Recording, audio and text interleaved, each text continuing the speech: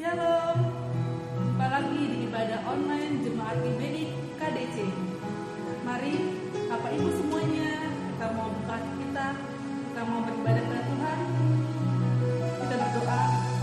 Tuhan Yesus, kami bersyukur pagi hari ini Tuhan, kami masih bisa Tuhan Yesus beribadah. Walaupun kami di rumah Tuhan Yesus, kami percaya kuasa-Mu, hadirat-Mu tetap atas kami Tuhan. Kami memulai ibadah kami pagi hari ini di dalam nama Tuhan Yesus. Haleluya. Amin. Dan dengan pujian kita, janji-Mu seperti fajar pagi hari.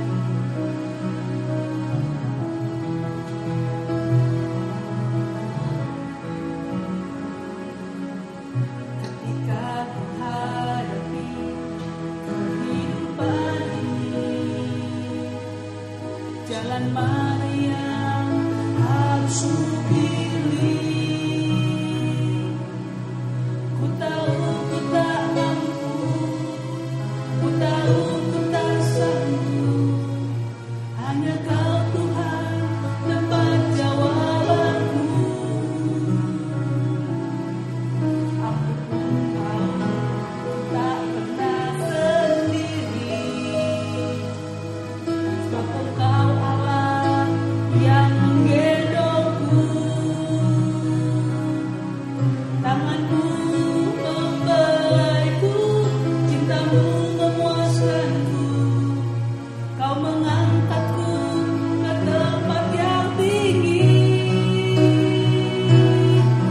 Janji-Mu seperti fajar pagi hari,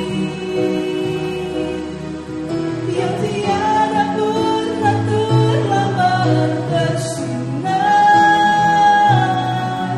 Cinta-Mu seperti sungai yang mengalir, dan ku tak betapa dalam kasih-Mu. Ketika ku hadapi kehidupan ini, ketika ku hadapi kehidupan ini, jalan mana yang harus ku pilih? Ku tahu ku tak sanggup, ku tahu ku tak mampu. Hanya Kau Tuhan tempat jawabanku. Aku pun tahu tak pernah sendiri, sebab Engkau Allah yang menggendongku. Tangan-Mu membelaiku, cinta-Mu memuaskanku. Kau mengangkatku ke tempat yang tinggi. Janji-Mu seperti fajar pagi hari, yang tiada pernah terlambat bersinar. Cinta-Mu seperti sungai yang mengalir, dan ku tak betapa dalam kasih-Mu. Janji-Mu seperti fajar pagi hari,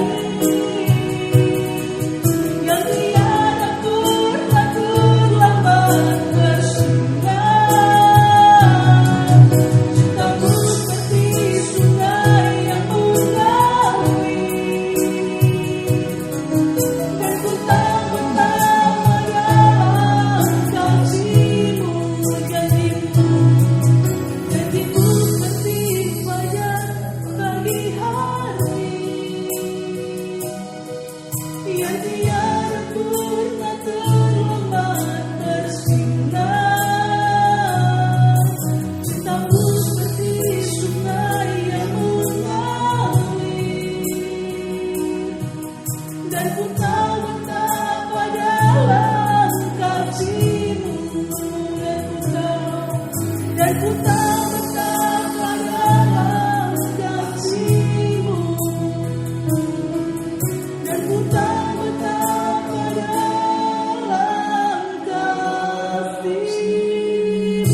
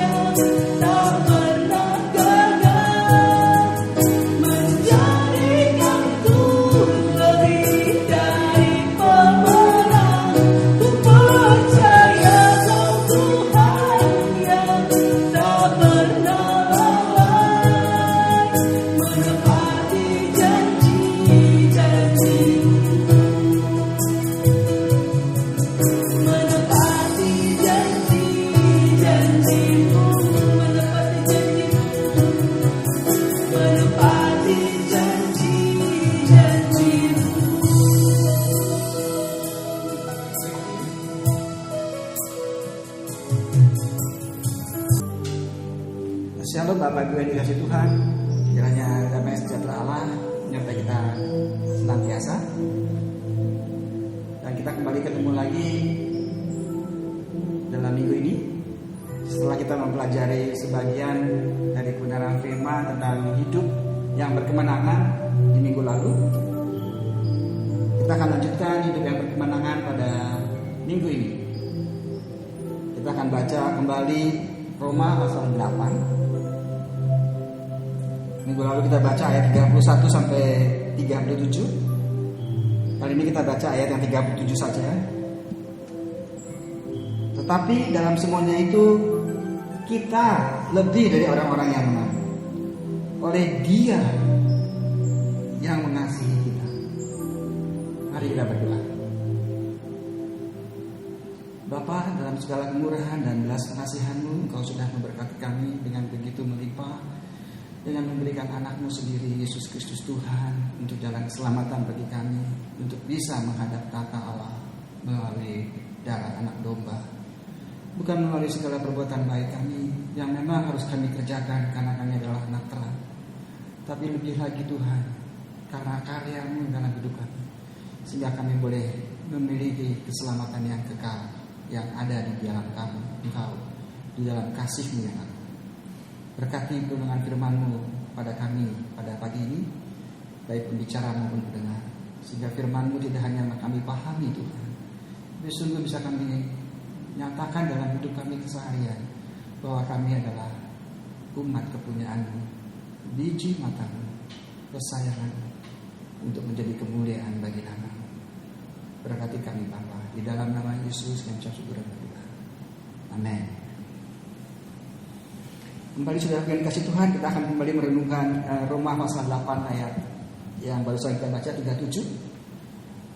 Umat yang lebih dari pemenang, karena kita memang sudah ditetapkan Allah untuk menjadi umat yang lebih dari pemenang. Saya menekankan kata ditetapkan Allah, karena memang sesungguhnya Allah menetapkan kita menjadi umat yang menang, bukan karena kita berupaya untuk menjadi umat yang menang, karena Allah lah yang menetapkan. Dan kalau Allah yang menetapkan, tidak ada yang bisa membatalkan, tidak ada yang bisa menghambat, tidak ada yang bisa menceraikan kita dari kasih Allah. Makanya di ayat sebelumnya kita baca dengan sangat jelas, adakah yang bisa menceraikan, memisahkan kasih Allah atas kita? Jawaban tidak ada, karena Allah yang menetapkan. Di dalam dunia ini saudara, kadangkala apa yang Allah kehendaki itu tidak terjadi. Di dalam dunia ini Allah berkehendak untuk semua orang diselamatkan, semua orang. Tetapi faktanya kita tahu nanti dalam kekekalan ada neraka, tempat di mana orang-orang yang menerima kasih Allah tidak menikmati kasih itu sebagaimana layaknya menikmati kasih Allah, tapi menerima kasih Allah di dalam bentuk yang sangat mengerikan. Tetapi bagi mereka yang mengasihi Dia, tentu di tempat yang nyaman, yaitu di surga. Allah berkehendak, tetapi tidak terjadi. Itu mungkin terjadi. Tapi ada juga di dunia ini yang Allah tidak kehendaki, saudara, tapi itu terjadi. Contohnya COVID ini misalnya, kasus yang kita alami saat ini, banyak penderitaan umat Allah harus terjadi. Umat Allah harus mengalami penderitaan seperti yang tadi diungkapkan Rasul Paulus, aniaya, pedang, ketelanjangan, kesengsaraan, semua dialami oleh anak-anak Tuhan. Bukan anak Tuhan sembarangan mereka anak Tuhan yang takut Tuhan. Tapi mereka harus mengalami hal-hal yang begitu tidak enak yang harus dialami. Jelas Allah tidak berkehendak itu, saudara. Jelas Allah berkehendak anak-anaknya hidup dalam damai, anaknya hidup dalam sukacita. Bukankah itu berkat yang Allah berikan? Tapi faktanya banyak anak Tuhan yang mengalami hal itu dalam dunia ini. Banyak kesulitan yang terjadi bagi anak-anak Tuhan yang benar. Saya menekankan kata yang benar, karena memang banyak juga anak Tuhan yang tidak benar, yang mengalami ketidakbenaran. Yaitu logis-logis saja. Tapi anak Tuhan yang benar, saudara, seperti Rasul Paulus, dia harus mengalami aniaya, dipenjara, disiksa, dipukuli, karam, dan sebagainya. Kenapa Allah membiarkan itu terjadi? Kenapa itu harus terjadi dan dialami oleh umat Tuhan? Bukankah Allah tidak berkehendak? Ya, di dunia ini ada hal yang Allah tidak kehendaki dan harus terjadi. Maka Allah izinkan itu terjadi. Terjadilah. Tapi ayat kita jelas mengatakan di Roma 8, di dalam kondisi yang tidak enak seperti itu, Allah tetap bekerja. Dan Allah tetap kasihnya membela saudara dan saya. Meskipun sepertinya Allah tidak menolong kita dalam segala kesulitan itu. Meskipun sepertinya. Tapi kita tahu ending semuanya itu. Semuanya bagi kemuliaan anak-anak yang dikasih Tuhan. Kalau bagi kemuliaan Allah, ya jelas Allah memang mulia. Rasul Paulus harus mengalami aniaya dan segala macam. Pada waktu dia mengalaminya, dan seolah-olah Allah tidak tolong. Tapi Paulus tidak mengeluh, karena Paulus tahu kemuliaan yang akan dia terima jauh lebih dari segala-galanya atas apa yang dia terima saat ini. Makanya Rasul Paulus berkata, kita adalah umat yang benar karena Allah menetapkan. Saya tadi katakan ada yang Allah kehendaki yang tidak terjadi di dunia. Tapi ada juga yang Allah kehendaki, tidak kehendaki terjadi di dunia. Tapi ada juga yang Allah tetapkan di dunia ini. Yaitu salah satu di antaranya kita ditetapkan menjadi umat yang menang, bahkan lebih dari pemenang. Ketetapan Allah atas dunia ini tidak mungkin tidak terjadi. Ketetapan Allah pasti terjadi. Makanya Allah menetapkan saudara selamat, pasti selamat. Allah menetapkan saudara tidak akan bisa ada memisahkan kasihnya dengan kita di dunia ini, pasti terjadi. Saudaraku, hari ini kita akan renungkan kenapa orang-orang benar harus mengalami hal-hal baik. Mengapa orang-orang benar harus mengalami hal-hal yang sulit? Bukankah kalau Allah itu baik, harusnya memberikan orang-orang yang benar itu hal-hal yang baik? Tidak, saudara. Ada hal-hal yang tidak baik terjadi bagi orang-orang benar. Itu sudah terjadi sejak zaman dahulu kala. Umat-umat pilihan Allah yang begitu perkasa harus mengalami masalah-masalah yang tidak enak. Adakah jawabannya untuk itu? Apakah Allah tetap diam, tidak menjawab? Tidak, saudara. Kita coba lihat kisah Mazmur pasal 73. Mazmur 73 ayat 1 sampai ayat seluruhnya sebenarnya saudara, tapi kita tidak punya waktu untuk membaca Alkitab. Saya akan jelaskan sedikit demi sedikit. Mazmur 73 adalah Mazmur Asaf. Siapa Asaf? Asaf itu adalah pemimpin pujian ketika Raja Daud menjadi raja di Israel. Di masa jayanya Raja Daud kita tahu saudara, Raja Daud mencoba membangun rumah Tuhan, tapi Tuhan tidak izinkan. Tapi Daud tidak berhenti. Ya, Daud tetap melakukan penyembahan kepada Tuhan. Dan dia punya sekelompok orang yang menjadi penyembah-penyembah, pembawa puji-pujian. Asaf adalah pemimpinnya. Asaf adalah pemimpin puji-pujian bagi Allah di zaman pemerintahan Raja Daud. Jelas Asaf adalah orang benar. Bagaimana keluhan Asaf? Kita baca saudara. Ayat 1 dikatakan, sesungguhnya Allah itu baik bagi mereka yang tulus hatinya, bagi mereka yang bersih hatinya. Ya, bagi kita yang tulus hatinya, kita akan melihat segala apapun yang terjadi dalam dunia ini, Allah baik. Dan itu memang benar, Allah memang baik. Meskipun sepertinya Allah mungkin tidak tolong kita, sepertinya mudah-mudahan itu tidak terjadi. Ayat kedua, tetapi Asaf berkata, sedikit lagi maka kakiku tergelincir, nyaris aku tergelincir. Kata Asaf, kenapa? Sebab aku cemburu kepada pembual-pembual, kepada orang yang melihat kemujuran orang-orang fasik. Asaf melihat, saudara, dia hidup begitu takut akan Tuhan.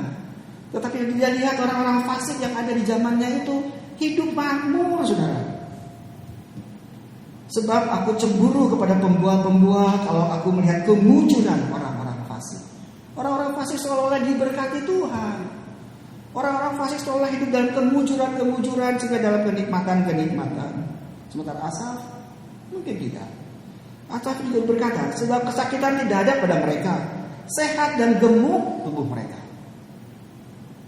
Mereka tidak mengalami kesusahan manusia. Mereka tidak kena tulah seperti orang lain. Sebab itu mereka berkalungkan kecongkakan dan berpakaian kekerasan. Karena kegemukan, kesalahan mereka mencolok. Hati mereka meluap-luap dengan sangkaan yang jahat. Mereka menyindir dan mengata-ngatai dengan jahat. Hal pemerasan dibicarakan mereka dengan tinggi hati. Mereka membuka mulut melawan langit. Dengan kata lain mereka melawan Allah. Dan lidah mereka membual di bumi. Mereka berkata dusta. Sebab itu orang-orang berbalik kepada mereka, mendapatkan mereka seperti air yang berlimpah-limpah. Ya, Asaf mengeluh, saudara. Kenapa Tuhan membiarkan orang jahat?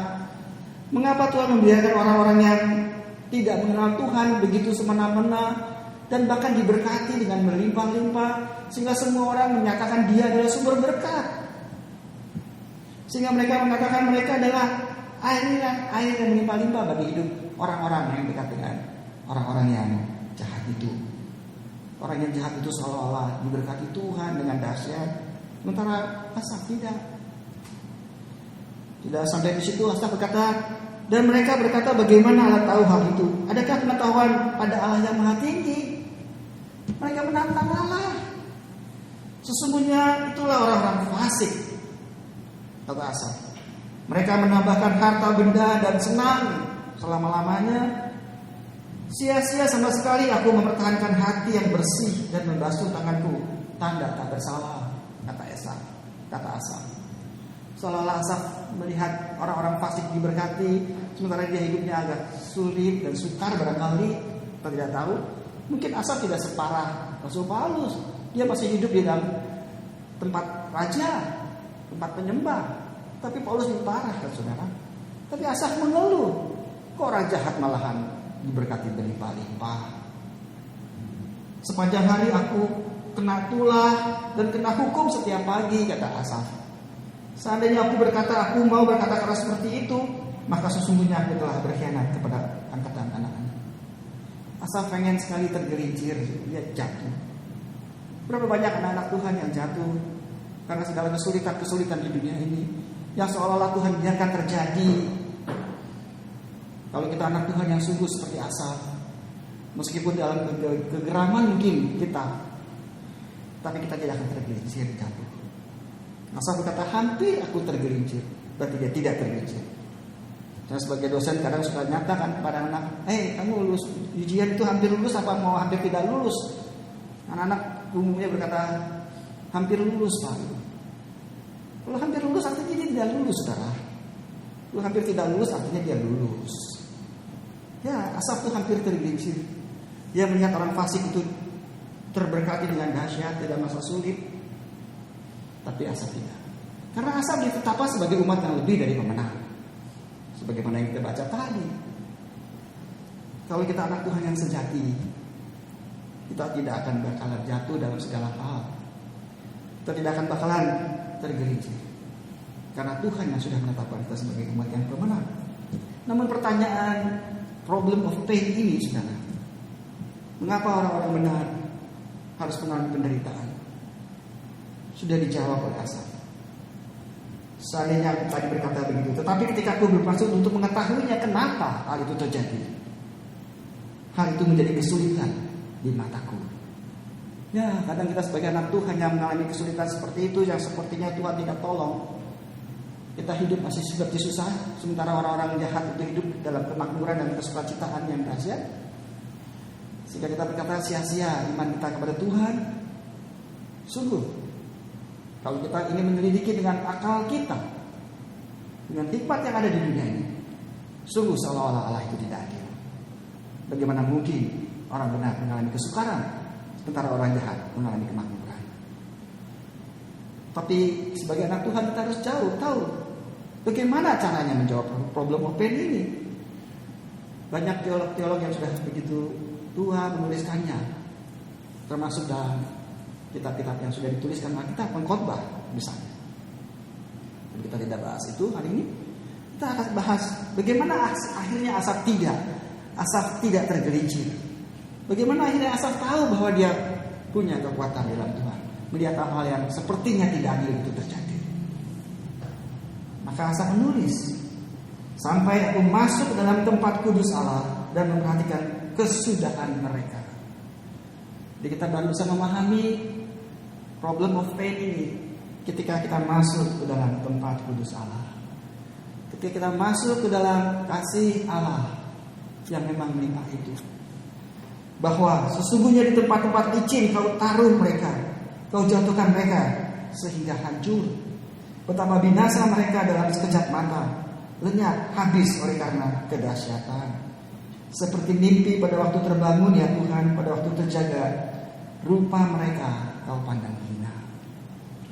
Saudara, mungkin kelihatan luarnya orang-orang itu adalah orang-orang yang baik, orang-orang yang diberkati Tuhan, meskipun mereka orang-orang yang murtad dan orang-orang yang tidak mengenal Allah.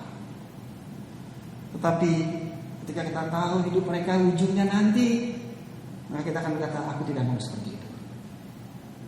Ya, kita baru bisa memahami problem of pain ketika kita mengenal kasih Allah yang agung itu. Saudara, bagaimana dengan saudara dan saya? Kalau kita anak Tuhan yang sejati, Alkitab kita terus terang mengatakannya. Memang hidup anak-anak Tuhan itu tidak lebih baik daripada tuannya. Kalau kau sendiri Allah ditolak dan dianiaya, kita apalagi? Jadi kalau kita harus mengalami hal-hal yang tidak enak, mungkin karena kasih kita kepada Tuhan, karena perbuatan kita bagi Dia yang memang harus kita kerjakan, kita harus bersukacita, karena itu melengkapi penderitaan Kristus. Kata Rasul Paulus, bukan berarti Kristus kurang menderita sehingga kita perlu lengkapi, tapi itu berarti kita memang menjadi serupa dengan Kristus. Bukankah itu memang tujuan Kristus menyelamatkan saudara dan saya? Bukankah itu tujuan memang kita menjadi anak-anak Tuhan, untuk dijadikan serupa dengan Kristus? Jadi adalah hal logis kalau itu terjadi dalam kita. Mudah-mudahan itu tidak terjadi, saudara. Tapi kalaupun terjadi, ya terjadi. Jadi ada satu pertanyaan terakhir yang harus kita jawab, saudara. Kita sudah paham problem of pain mungkin terjadi bagi anak Tuhan. Problem anak Tuhan yang harus mengalami kesulitan dan penderitaan karena nama Kristus. Karena kita memang sudah ditetapkan sebagai umat yang menang, meskipun mungkin sepertinya kita kalah. Kita harus kalah dan mati dalam kesulitan dan penderitaan. Bukankah Rasul Paulus juga mati di dalam pelayanannya? Bukankah para rasul juga mati secara tidak normal di dalam pelayanannya? Rasul-rasul Tuhan di dalam hidupnya mereka melayani dengan begitu dahsyat. Kematian mereka sungguh sangat tragis, seperti orang yang kalah. Bukankah kematian Kristus juga seperti orang yang kalah? Padahal jelas Kristus dimuliakan. Itu adalah paradoks dari kekristenan, saudaraku yang dikasihi Tuhan. Tetapi saya mengakhiri khotbah ini, perenungan kita ini, bukan hanya janji Allah akan problem of pain harus kita alami, tetapi ada janji Allah lain yang juga harusnya kita nikmati. Apa itu janji Allahnya? Kita lihat coba di Mazmur 91. Mazmur 91 ditulis ayat 1, orang yang duduk dalam lindungan yang maha tinggi dan bermalam dalam naungan yang maha kuasa akan berkata kepada Tuhan, tempat perlindunganku dan kubu pertahananku, Allah yang kupercaya. Sesungguhnya Allah yang akan melepaskan engkau dari jerat penangkap burung, dari penyakit sampar yang busuk. Itu janji Allah. Allah juga menjanjikan kepada kita tidak hanya mungkin kesulitan yang harus kita hadapi, tapi Allah juga menjanjikan bahwa sesungguhnya Dia akan melepaskan kita dari jerat penangkap burung, dari penyakit sampar yang busuk. Kita dilepaskan Tuhan dari segala penyakit. Itu janji Allah kepada Dia yang berlindung di dalam tangan Tuhan, kepada Dia yang berlindung di dalam naungan yang maha kuasa. Yang kedua, apa janji Allah kepada Dia harusnya saudara nikmati juga selain problem of pain. Ayat 5, engkau tak usah takut terhadap kedahsyatan malam, terhadap panah yang terbang di waktu siang, terhadap penyakit sampar yang berjalan di dalam gelap, terhadap penyakit menular yang mengamuk di waktu petang. Itu janji Allah pada umat yang bersandar pada Dia. Artinya apa? Allah juga akan menaungi kita dari kedahsyatan alam. Ya, hal-hal yang Allah tidak kehendaki harus terjadi di dalam dunia ini. Kadang Allah juga melindungi umatnya untuk tidak tertimpa hal itu. Kan ada banyak kesaksian anak-anak Tuhan terlepas dari kedahsyatan Allah. Banyak anak Tuhan yang terlepas dari kedahsyatan yang harusnya dia terima. Kasih karunia Allah. Kalau itu terjadi, syukurlah, karena itu juga janji Allah. Jadi Allah melepaskan kita dari tipu muslihat, dari penyakit. Allah melepaskan kita dari kedahsyatan alam. Ayat 7, walau 1000 orang rebah di sisimu dan 10.000 di sebelah kanan, tetapi itu tidak akan menimpamu. Yang ketiga, Allah juga berjanji kepada orang yang bernaung dalam kasih karunia Allah bahwa sistem tidak akan merobohkan umat Tuhan. Orang boleh rebah 1000, bahkan 10.000, semuanya itu tidak menimpa umat Tuhan. Itu janji Tuhan. Itu yang janjinya harus kita nikmati juga, dan harus menjadi bagian juga anak Tuhan. Jadi Allah tidak hanya melepaskan kita dari penyakit, dari kedahsyatan alam, juga dari sistem yang mungkin bobrok di dunia ini. Allah akan melupakan kita kalau itu Dia kehendaki. Yang keempat, malapetaka tidak akan menimpa kamu dan tulah tidak akan mendekat kepada kemahmu. Allah berkata, rumah tanggamu aku pelihara. Itu orang yang di dalam naungan Allah. Benar saudara, kita aman dalam perlindungan Dia. Jauh dari penyakit, jauh dari kedahsyatan alam, jauh daripada sistem yang mungkin orang pada rebah, kita tidak, karena Allah yang menopang. Dan rumah tangga di dalam berkat Allah. Apalagi yang saudara mau dan butuhkan? Rumah tangga beres, kehidupan beres. Apalagi saudara? Satu lagi yang terakhir dikatakan, singa dan ular, ayat 13. Singa dan ular kebun akan kau langkahi. Engkau akan menginjak anak singa dan ular naga. Maksudnya apa saudara? Kita juga dilepaskan dari kuasa gelap. Kita dijauhkan Tuhan dari kuasa-kuasa jahat di muka bumi ini.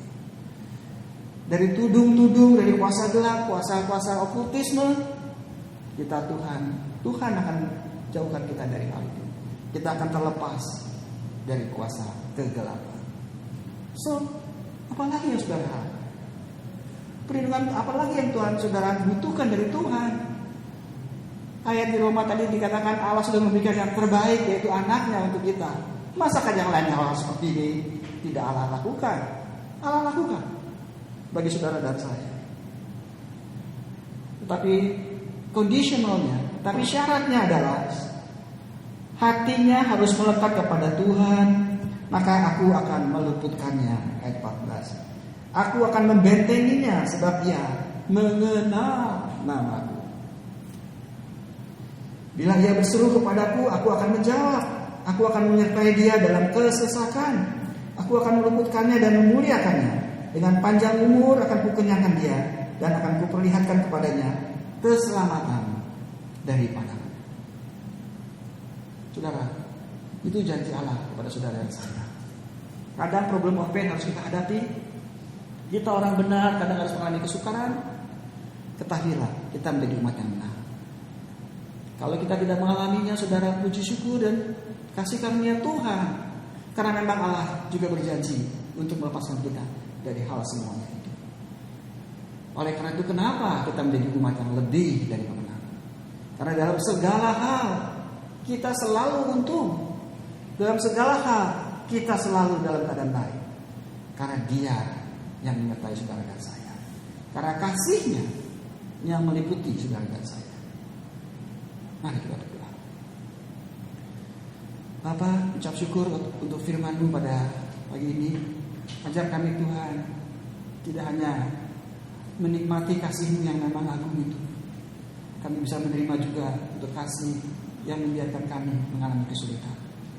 Tapi terlepas dari semuanya itu Tuhan, kalau boleh kami menikmati kasih karunia-Mu dalam keadaan yang baik dan enak. Oleh karena itu Bapa, jadilah kami senantiasa untuk berlindung dalam naungan-Mu, untuk mengenal Engkau, mengenal Kristus yang telah mati bagi kami, mengenal firman, sehingga kami boleh hidup di dalam firman itu dan menghidupinya dalam hidup kami, sehingga kesemuanya kami lebih dari umat yang benar. Saudara yang dikasih Tuhan, hiduplah dalam damai sejahtera dengan Allah dan kasih karunia Tuhan yang melimpah-limpah, dan hiduplah di dalam firman Allah sebagaimana yang tertulis dalam 2 Timotius 3 ayat 16. Tulisan yang diilhamkan oleh Roh Allah, dialah yang terus akan mengajar engkau, terus menyatakan kesalahanmu, terus memperbaiki hidupmu, dan terus memperlengkapi engkau dengan segala perbuatan baik, sehingga di dalamnya Allah memberkati engkau sekarang dan selama-lamanya. Amin. Tuhan Yesus berkati.